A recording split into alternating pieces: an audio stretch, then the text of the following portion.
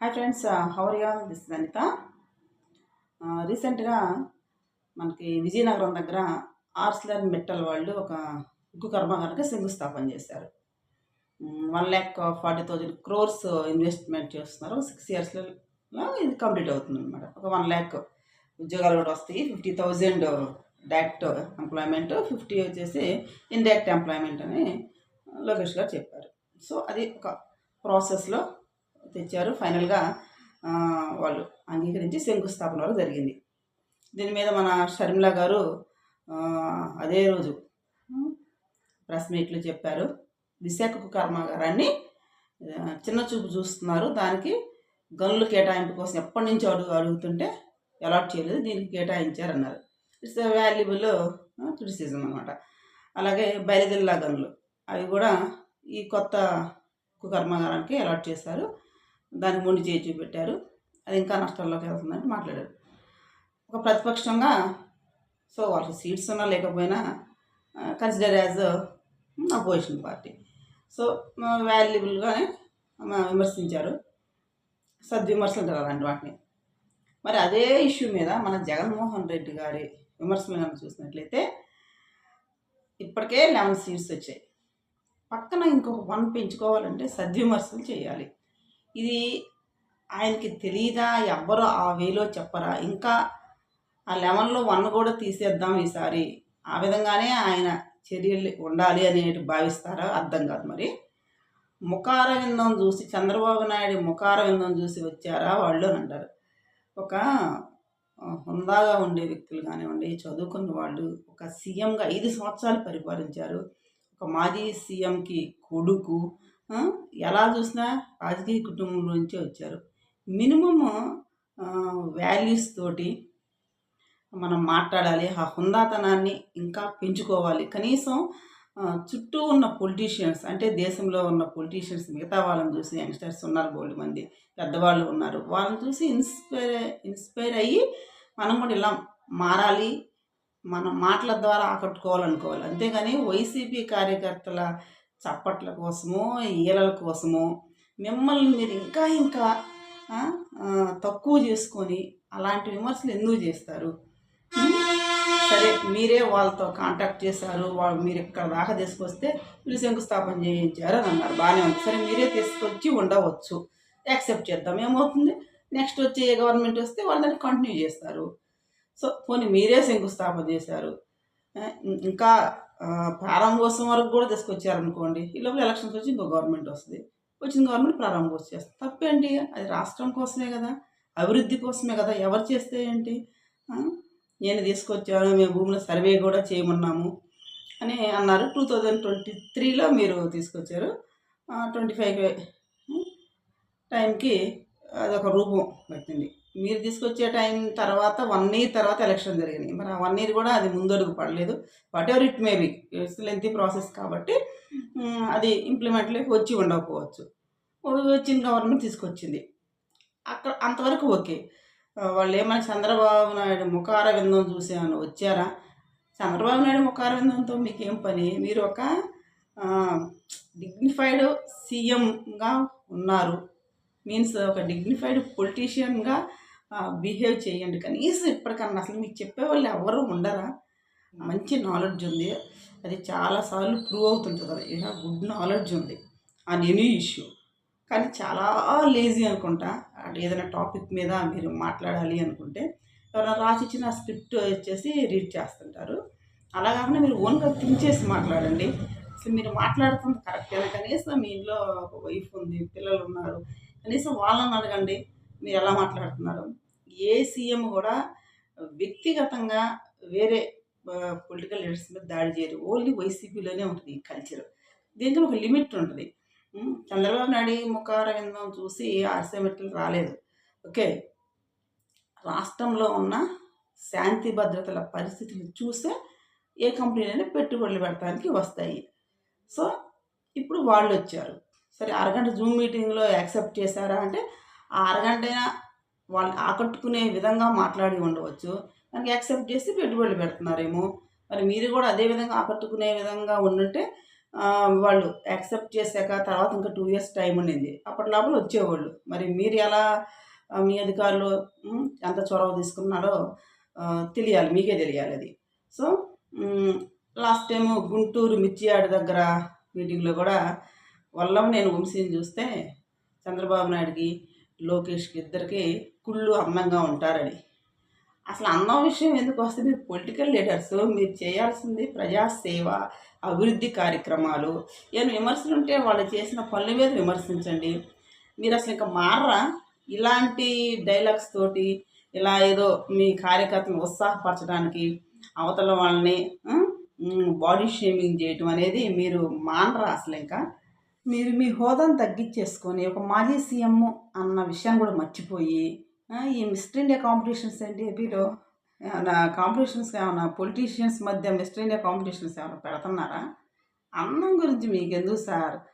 ఎవరు ఎక్కువ అభివృద్ధి కార్యక్రమాలు చేస్తున్నారు అనేసి ప్రజలకు వివరించడంలో ముందుండండి.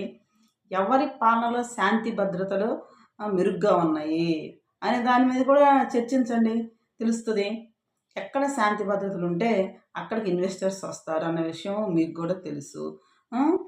ఉన్న కంపెనీస్ని కూడా పక్క రాష్ట్రాలకు పంపిస్తుంది. ఆ అమర్రాజా బ్యాటరీస్ ఎన్నో ఏళ్ళని ఆ చిత్తూరులో ఉంటే దాన్ని పవర్ సప్లై కూడా తీసేసి చెన్నైకి పంపించేశారు.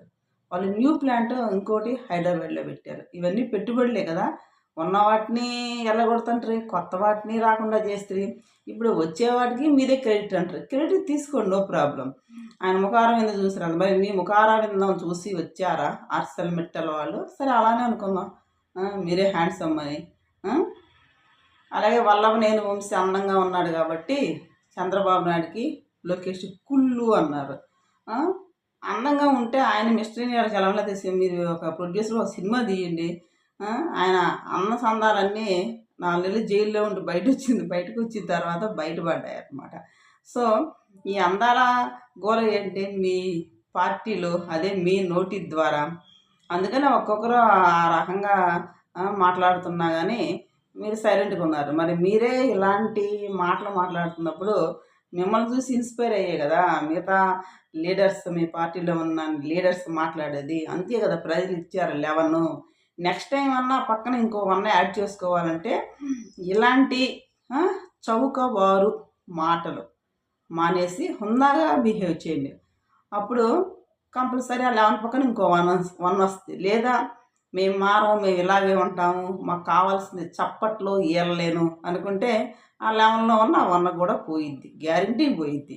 ఓకే, అవతల కాంగ్రెస్లో ఉన్న షర్మిల గారు రెడీగా ఉన్నారు, ఫిల్ చేసుకుంటారు, ఖాతా ఓపెన్ చేస్తారు గ్యారంటీగా. ప్రధాన శత్రువు మీరే అన్నట్టు ఆమె మాట్లాడింది. అలాగే మీకు కూడా ప్రధాన శత్రువు ఆమె అవుతుంది ఈసారి. ప్రభుత్వం చేసే కార్యక్రమాల పట్ల ప్రజలు ఎవరికన్నా వ్యతిరేకత ఉంటే దాన్ని వెలికి తీయండి. మీరు దాని సొల్యూషన్ చెప్పండి. ప్రభుత్వము ఎలక్టేటెడ్ చేయండి. అది రాజకీయ పార్టీగా, ప్రతిపక్ష పార్టీగా మీరు చేయాల్సిన పని. అంతేగాని వ్యక్తిగత విమర్శలు చేస్తూ చౌకబారు మాటలు మాట్లాడుతూ ఏదో చప్పట్లో ఏళ్ళు వస్తే చాలు నాకు సీట్లు వద్దు అనుకుంటే ఇంక ఇలాగే ఉంటుంది. ఇంకా ఎప్పటికీ వైసీపీ పార్టీ అనేది మనుగడలోనే ఉండకపోవచ్చు రాను రాను. ఓకే, అది మీరు రియలైజ్ అయ్యే సూచనలు అయితే ఏమీ కనిపించట్లేదు అస్సలు. కనీసం 2 ఇయర్స్ అయిపోయింది, ఇప్పుడైనా మారతారా అంటే లేదు, నేను ఇంకా 3 ఇయర్స్ ఉన్నా, 3 ఇయర్స్ 1.5 ఇయర్ నేను పాదయాత్రలోనే ఉంటారు. పాదయాత్రలో ఉన్న ప్రతిసారి అధికారంలో రావడానికి ఇక్కడ పిచ్చోళ్ళు ఎవరు లేరు జనాలు. వాళ్ళకి తెలుసు ఏదో ఒక్క ఛాన్స్ అన్నారు కాబట్టి ఏదో కొత్త అయినా ఏదో యంగ్స్టరు చూద్దాం అనేసి ఒక ఛాన్స్ ఇచ్చారు వాళ్ళు కూడా. తర్వాత తలలో పట్టుకొని కూర్చున్నారు. ఓకే, మీరు ఇయర్లే సేవలు చప్పట్లు కొట్టే వాళ్ళే ఓట్లు వేస్తారు అనుకుంటే అది భ్రమ. వాళ్ళు వేసిన ఓట్లతోనే సీట్లు వస్తాయి అనుకుంటే ఇంకా భ్రమ. అది మీకే కాదు, వేరే పార్టీల వాళ్ళకు కూడా వర్తిస్తుంది అనమాట. కొన్ని పార్టీలు ఉన్నాయి, ఆ ఈలలు, ఆ కేకలు, ఆ చప్పట్లు చూసి ఇదంటారు చూడండి, వాపు చూసి బలుపు అనుకుంటారు చూడండి, అలా అనుకునే పార్టీలు కొన్ని ఉన్నాయి అన్నమాట. వాళ్ళు వేసిన ఓట్లతోటి సీట్లు రావు. సీట్లు రావాలంటే ప్రజల మనసుల్లో మీ పట్ల నమ్మకం ఉండాలి. ఓకే, అలాగే మీరు చేసే అభివృద్ధి కార్యక్రమాల ద్వారా వాళ్ళ మన్నను పొందాలి. అంతేగాని ఈలలు కేకలతోటి మనం ఏ ఫంక్షన్లో ఉన్నాము, అక్కడ ఏం మీటింగ్ జరుగుతుంది, అక్కడ ఈలలు వేయొచ్చా, చప్పట్లు కొట్టాలా అనే ఇంగిత జ్ఞానం కూడా లేకుండా మొన్న కూడా ఆర్సెల్ మెట్టల్ ఆ ప్రోగ్రాంలో కూడా ఉక్కు కర్మాగారం శంకుస్థాపనలో ఏమి వేస్తున్నారు, చికాకు వేస్తుంది అనమాట. మనం అసలు ఎలా పొలిటికల్ మీటింగ్లో ఉన్నామా లేదా ఒక కంపెనీ శంకుస్థాపనలో ఉన్నామని అటువంటి ఇంగిత జ్ఞానం కూడా లేకుండా వేస్తూ ఉంటారు. అది మనము మన ఇంటర్నల్ మీటింగ్స్లో కొన్నిసార్లు చెప్పుకోగలగాలి వాళ్ళకి హుందాగా ఎలా ప్రవర్తించాలి కార్యకర్తలని. కొన్ని పార్టీలను చూస్తే తెలుస్తుంది ఎలా ప్రవర్తించాలో, కొన్ని పార్టీలను చూస్తే తెలుస్తుంది ఎలా ప్రవర్తించకూడదు అని. సో వాళ్ళని చూసే ఆ వాపుని చూసి బలుపు అనుకొని వెనకబడిపోతుంటారు చాలామంది. అది ఆ వాపు ఎప్పుడు బలుపు కాదనమాట అది.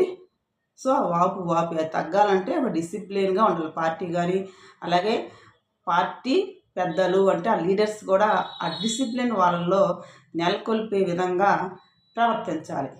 దానికి బెస్ట్ ఎగ్జాంపుల్ మీలాంటి వాళ్ళే. ఫస్ట్ మీలో చేంజ్ చేస్తే మీ కార్యకర్తలు కూడా అదే హుందాగా ప్రవర్తిస్తారు, మీకు కూడా మనుగడ ఉంటుంది. మీకు మీన్స్ వైసీపీ పార్టీకి మనుగడ ఉంటుంది. 151 సీట్స్ వచ్చిన ఏ పార్టీ కూడా 11 సీట్స్కి ఎప్పుడు పడిపోదు. అంటే ఎంత చౌకబారుగా బిహేవ్ చేస్తేనో మీ లీడర్స్ ఆ 11 సీట్స్కి వచ్చారు. నెక్స్ట్ టైము ఎలాగో సీట్లు పెంచుతున్నారు కాబట్టి 263కి వెళ్తున్నాయి కాబట్టి ఇంకో 1 తెచ్చుకోవడానికి పక్కన ట్రై చేయండి. అంతేగాని ఉన్న 11లో 1 తీసేటట్టు చేయకండి. దయచేసి ఆ చౌకబారు మాటలు మాని హుందాగా ప్రవర్తించండి. రాజకీయాల్లో ఆదర్శంగా నిలవాల్సిన లీడర్సు ఈ రాజకీయాల్లోకి వెళ్ళకూడదు, అది ఒక కంపు, ఈ బూతు పురాణాలు ఏంటి అనే విధంగా ప్రజలకి అనిపించనివ్వండి. అలా అనుకోకుండా చేయండి ప్రజల్ని. ఆ వైసీపీ పార్టీలో ఉన్నటువంటి ఆ చుట్టూ ఉన్న ఆ లీడర్స్ వల్లే మీరు పార్టీ ఆ 11 స్థానాలకు వెళ్ళిందన్న విషయం మీకు బాగా తెలుసు. ఇప్పటికి కూడా తెలియకుండా ఏం లేదు. అయినా మీరు వాళ్ళనే నమ్ముకొని ఇంకా వాళ్ళతోనే తిట్టిస్తూ ఉన్నారంటే మీకు ఆ పార్టీని ఎలా వదిలించుకోవాలో తెలియక అలాగే బిహేవ్ చేస్తున్నారు అని అనుకోవాల్సి వస్తుంది. 100% అంతే. మీరు దాంట్లోంచి ఎలా బయటపడాలో తెలియట్లేదు మీకు. ఈ పార్టీ ఇదంతా ఎందుకు మనం పబ్జీ ఆడుకుంటే ఎక్కడ కూర్చుంటే సరిపోయిందిలే అనుకుంటున్నట్టున్నారు. అందుకే అలాంటి చౌకబారు మాటలు మాట్లాడుతున్నారు. పెట్టుబడుల కోసం వెళ్ళినప్పుడు కూడా అంతే. అక్కడ ఉన్న జర్నలిస్ట్ క్వశ్చన్ అడిగితే you have asked lengthy question అన్నారు. ఆ క్వశ్చన్కి ఆన్సర్ ఇవ్వకుండా లెంతీ క్వశ్చనా షార్ట్ క్వశ్చనా అనేటువంటి ఒక లీడర్ ఎక్కడైనా చూసారు ఎవరైనా? అసలు మిమ్మల్ని చూస్తుంటే కొన్ని వెరైటీ అని కాదు, ఎక్కడ ఏ లీడరు బిహేవ్ చేయని విధంగా బిహేవ్ చేస్తుంటారు. అందుకే అన్నీ కామెంట్స్ నాట్ కాంప్లిమెంట్స్. మీరు చేపట్టిన అభివృద్ధి కార్యక్రమాలు కొత్త పథకాలు అన్నీ బాగున్నాయి. Behaviour as a political leader మీరు ప్రవర్తించే విధానం, మాట్లాడే మాటలు, మీ చుట్టూ ఉన్న లీడర్స్ మాట్లాడే మాటలే ఆ పార్టీకి చేటు తెస్తున్నాయి. ఇది తెలుసుకొని హుందాగా ప్రవర్తించండి. ఓకే, పెద్దలంటే గౌరవం ప్రదర్శించండి. మీ తండ్రి అంత వయసున్న చంద్రబాబు నాయుడు గారిని చంద్రబాబు నాయుడు అన్ను, ఆయన అందసందాలన్ను. అందసందాల విషయం అవసరమా మీకు? ఆయనకి ఏమన్నా మిస్టర్ ఇండియా కాంపిటీషన్స్ ఏం పెట్టట్లేదు కదా. పెట్టినా కానీ చంద్రబాబు నాయుడు గెలుస్తారులే. ఓకే, కాంపిటీషన్స్లో ఓన్లీ ఫేస్ కట్టే చూడరు, మన మెంటాలిటీ కూడా చూస్తారనమాట. అంతేగాని అడిగే క్వశ్చన్స్కి లెంతీ క్వశ్చన్స్ హ్యావ్ ఆస్క్డ్ అంటే కుదరదన్నమాట. ఆ లెంతీ క్వశ్చన్స్ కూడా ఆన్సర్ ఇవ్వాలంటే మీలాంటి వాళ్ళు సూట్ అవ్వరు. సో అది తెలుసుకొని ఎలా మాట్లాడాలి, ఎంత హుందాగా మాట్లాడి ప్రజలకు ఆదర్శంగా నిలవాలి అనే దాని మీద దృష్టి పెడితే నెక్స్ట్ టైము బెటర్ లక్ పక్కన 1 యాడ్ అవడానికి. Okay, thank you for watching this video.